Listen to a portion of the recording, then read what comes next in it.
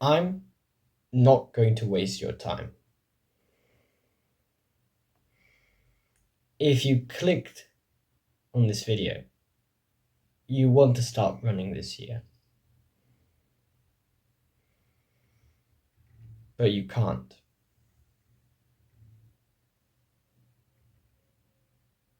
I assume that you're new in physical activity.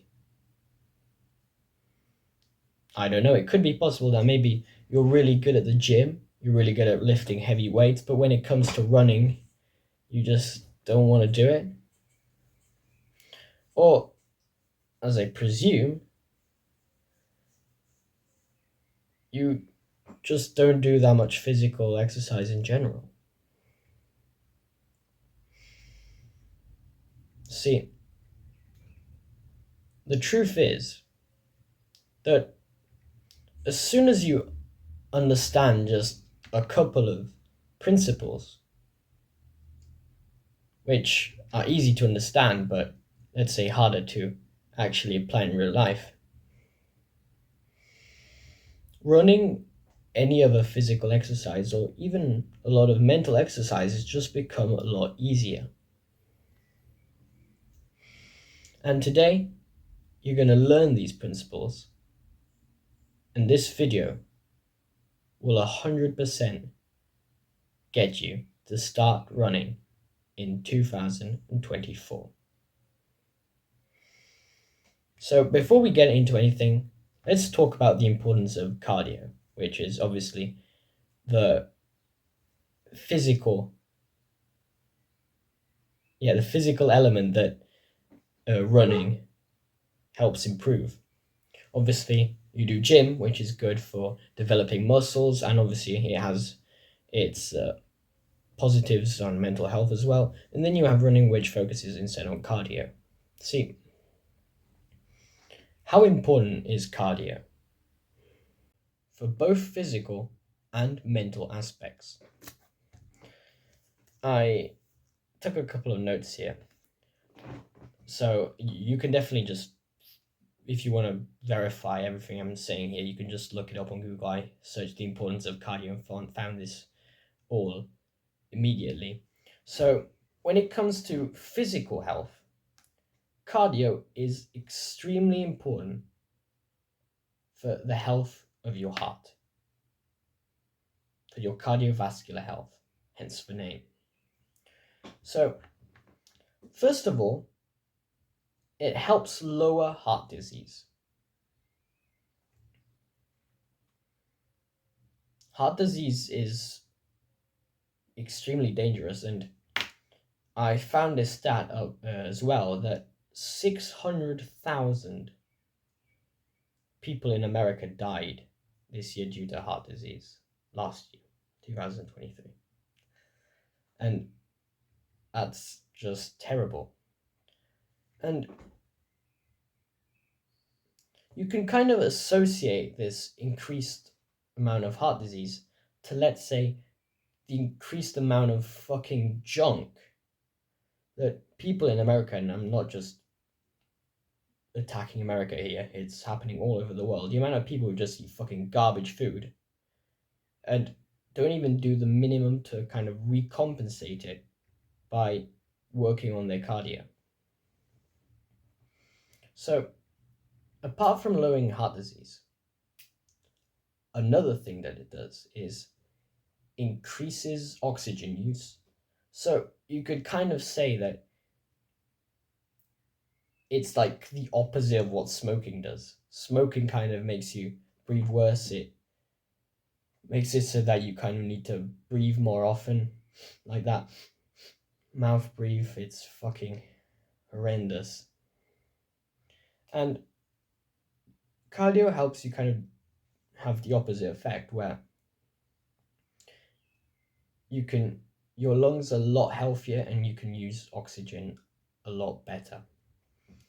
So last two things, it helps with blood pressure regulations, and it also is extremely useful to the immune system. So those are all of the benefits it has on your physical health.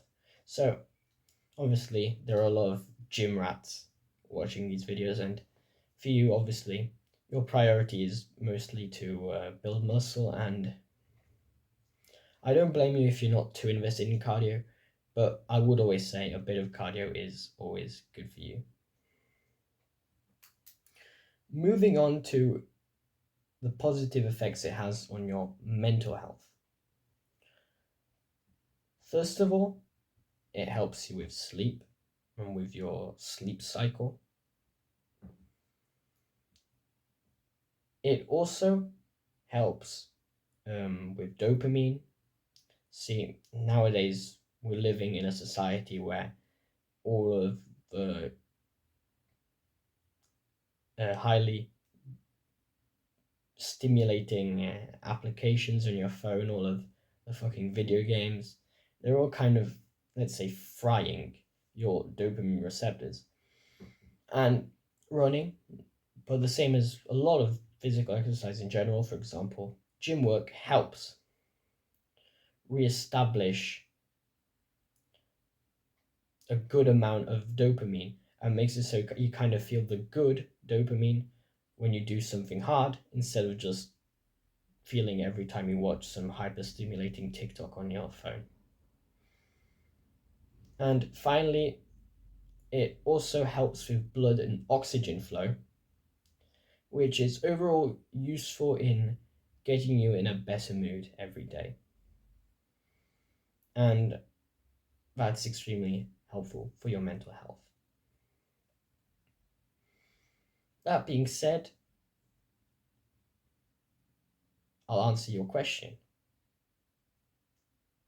How do you start running in 2024? So, I made a video, I think 1 or 2 months ago. You can see it if you want to. You just need to click on my channel and fucking scroll down a bit. It's a video which was, I think, my second ever full video I made. And I technically explained how the entire story behind me running my first ever half marathon last year when I was just 15. Yeah, literally almost a year ago. It was last summer. And I'm not gonna waste your time just telling you the whole story again, because I went in like very minute detail to explain the whole story in my video I made 2 months ago. It was, I think, 25 minutes long. But one of the things I specified in the end was that it's better to run out in the open for long distances rather than in the treadmill. And although I completely agree with what I said, I would say that if you're starting off and maybe you're not really used to running at like at an inconvenient temperature, I would say that maybe starting off in a fucking treadmill is maybe a bit more convenient. You can just go to the gym if you have a gym subscription and just go in those treadmills there. And there's definitely air conditioning, so I think the conditions there, temperature wise, are pretty much perfect. But I do think that overall, running out in the open will be a lot more convenient. So if you kind of get better starting off with a treadmill, I would say that as time goes on, you should start running out in the open. And overall, if running's all that you're doing, is a lot more convenient money wise as well, considering that you need to pay for a gym subscription. Well, you can just go out in the open, being around nature, possibly. And it's a lot more beneficial to your mental health overall. And obviously, I also explained in the video that it's a lot easier to keep on going and to not give up when you're out in the open, because if you just stop halfway through the entire journey, you still have to find a way back home.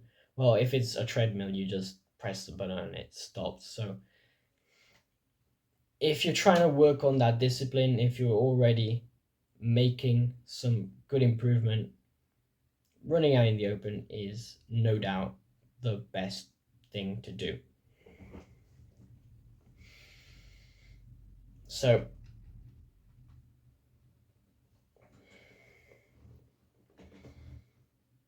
when it comes to physical exercise, when it comes to working your discipline, your willpower, and you could even say your motivation, the best thing to do is always to progressively overload.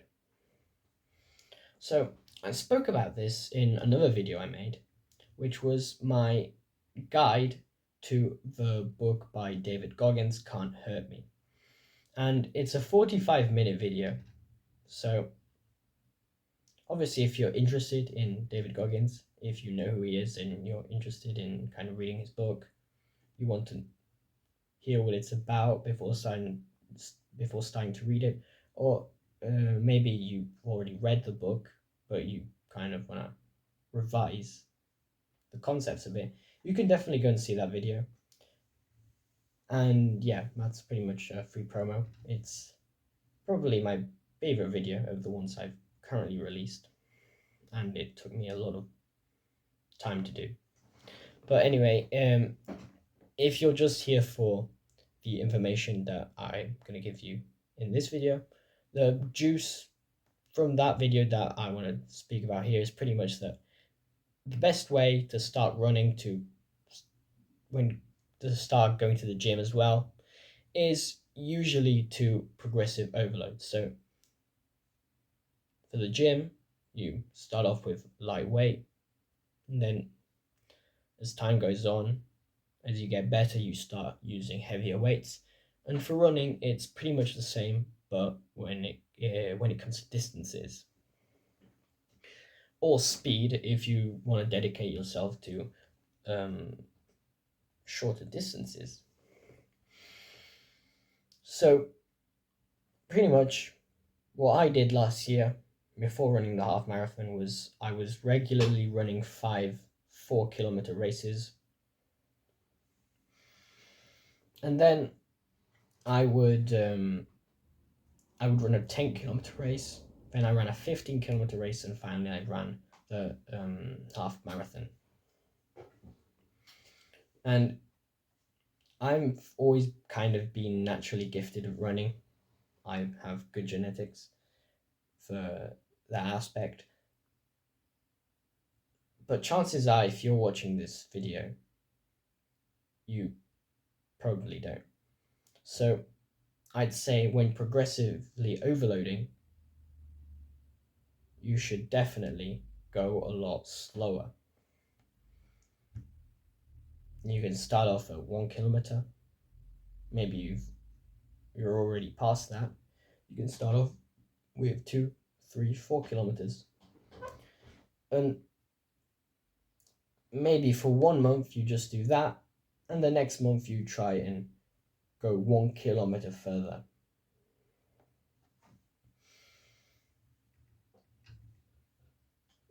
Or you can even try and mix it up with maybe shorter distances that you run at a faster pace, or maybe at a more uncomfortable temperature.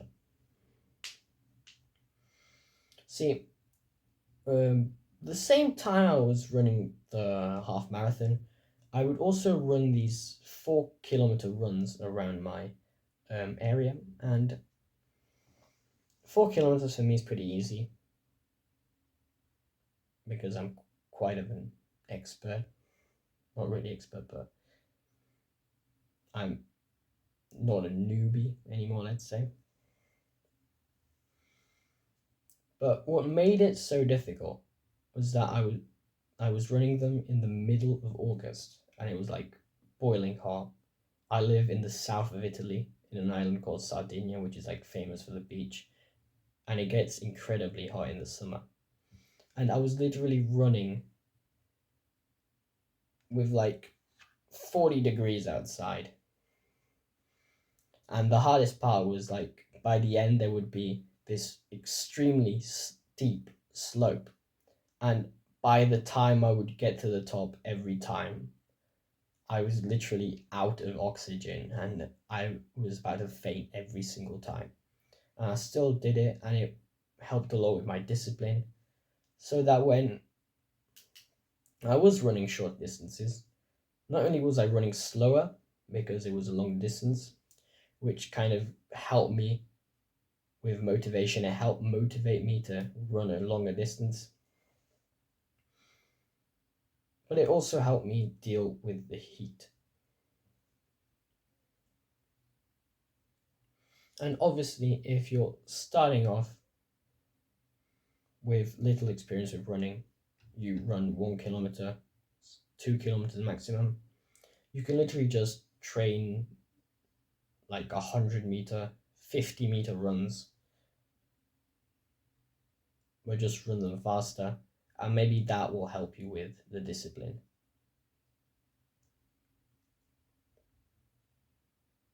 So that is all that I had to teach you today. I hope this video has helped you, and I hope that this video will get you to run in 2024. Keep a strong mind and stay like a lion. Mwah.